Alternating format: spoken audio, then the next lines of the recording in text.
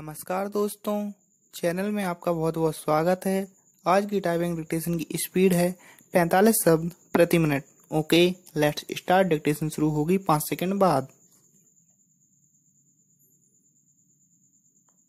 Start.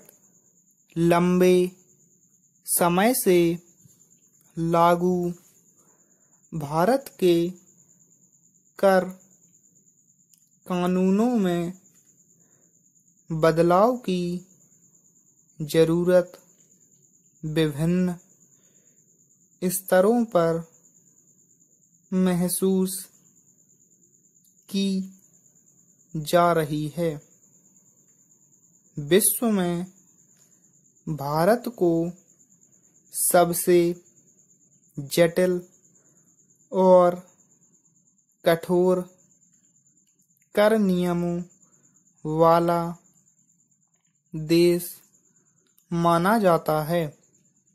वर्तमान में जारी कर नियमों की जटिल प्रक्रियाओं से न केवल विदेशी कारोबारी असहज हैं, वरन देसी कारोबारी भी मुश्किलें अनुभव कर रहे हैं।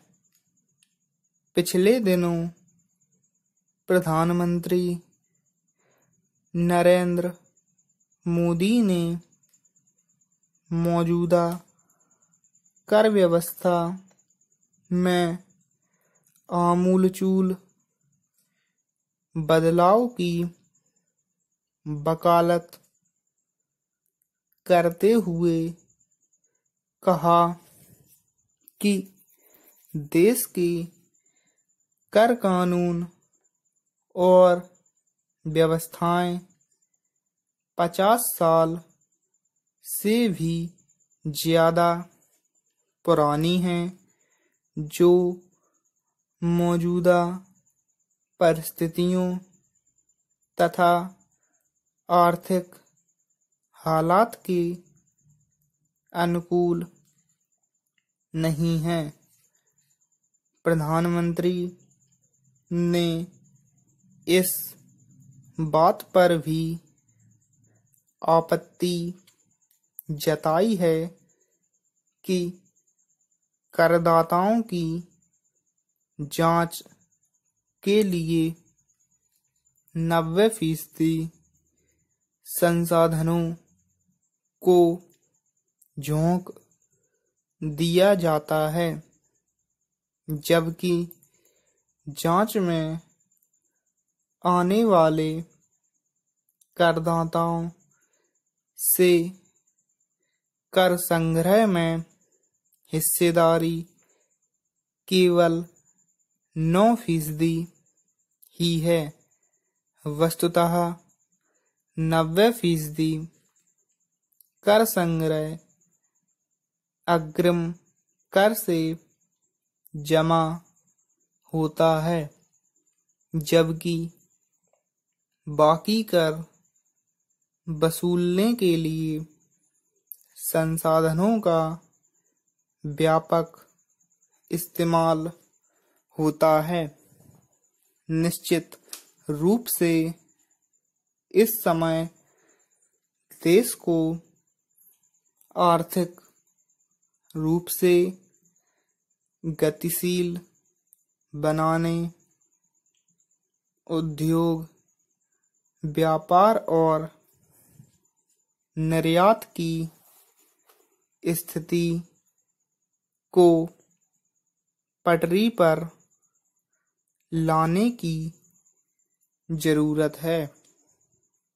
इसके साथ ही वैश्विक स्तर पर भारत की अर्थव्यवस्था को प्रतिस्पर्धी बनाए रखने के लिए, जहां एक ओर अप्रत्यक्ष करों के मद्देनजर लागू किए गए वस्तु एवं सेवा कर जीएसटी की विभिन्न मुश्किलों को दूर करके इसे व्यवहारिक धरातल पर सरल और उपयोगी कर प्रणाली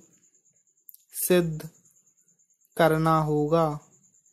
वहीं दूसरी ओर वर्ष 2018-19 के आम बजट में प्रत्यक्ष कर, व्यक्तिगत आयकर और कॉरपोरेट कर के मामले में बदलाव के उपयुक्त प्रस्ताव रखने होंगे।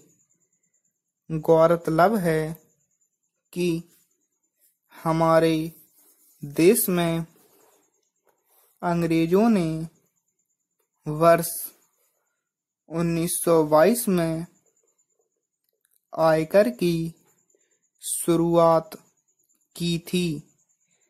प्रथम विश्व युद्ध के बाद पटरी से उतरी अर्थव्यवस्था के लिए राजस्व जुटाने के उद्देश्य से अस्थायी रूप से लागू किया गया आयकर सरकार की आय का महत्वपूर्ण आधार बना हुआ है।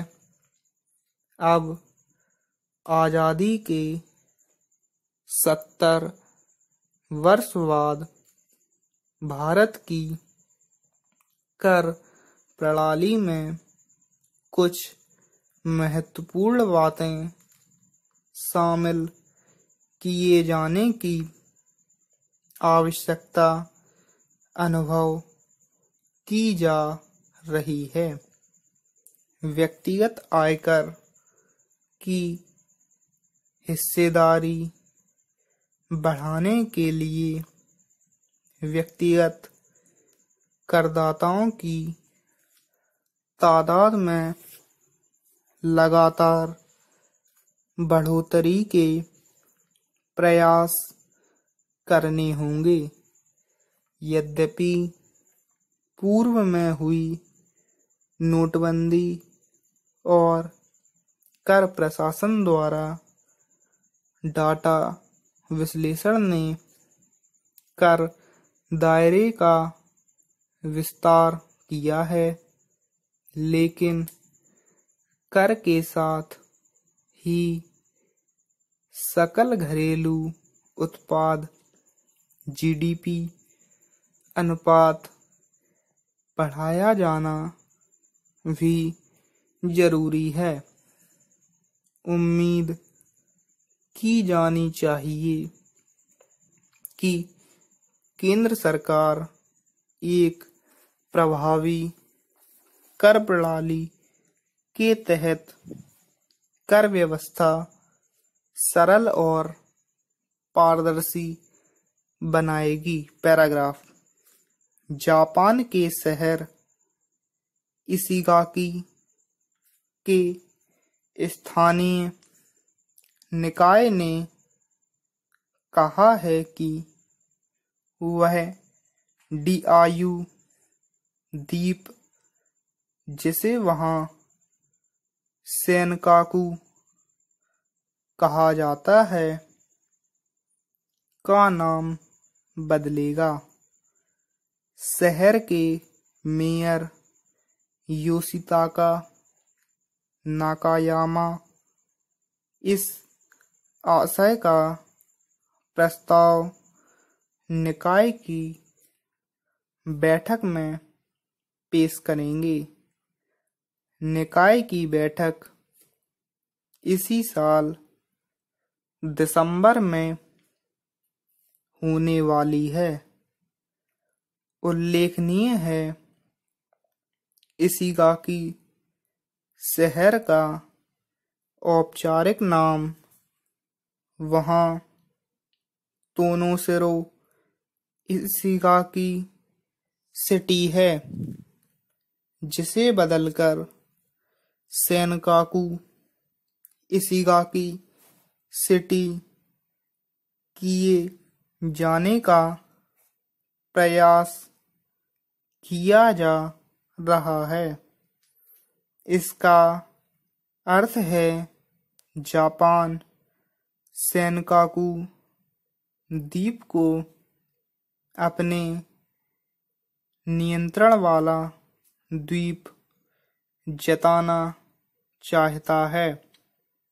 जापानियों के पास असंख्य युक्तियां हैं जिनके सहारे वे इस द्वीप पर अपना अधिकार जताने का प्रयास करते हैं।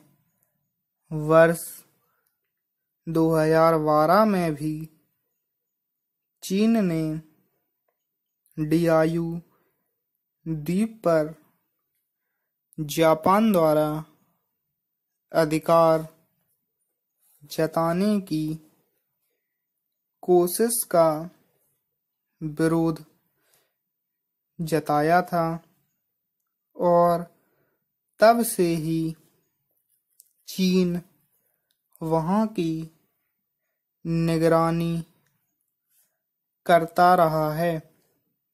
दरअसल जापान ने एक बार फिर द्वीप का नाम बदलकर उकसावे की कार्यवाही की है।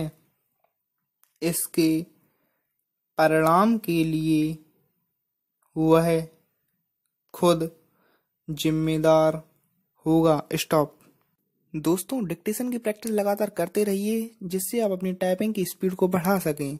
अगर आपको ये वीडियो पसंद आए तो इसको जल्दी से लाइक और शेयर कर दीजिए, और अगर आपने अभी तक हमारे चैनल को सब्सक्राइब नहीं किया है दोस्तों तो इसको सब्सक्राइब कर लीजिए, जिससे आपको नए वीडियोस की नोटिफिकेशन सबसे पहले मिल जाएगी। Thank you so much.